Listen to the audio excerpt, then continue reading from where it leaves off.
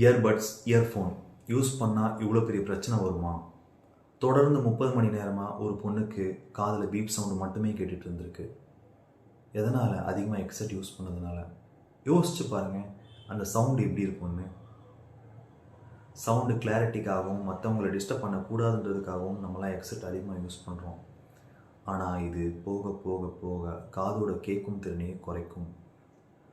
நானும் ரொம்ப நாள் ஹெட்செட் யூஸ் பண்ணிட்டு இருந்தால்தாங்க. ஆனால் திடீர்னு ஒரு நாள் தலைவலி ரொம்ப அதிகமாச்சு. அப்போ ரியலைஸ் பண்ணி ஓவர் யூஸிங்கை ஸ்டாப் பண்ணேன்.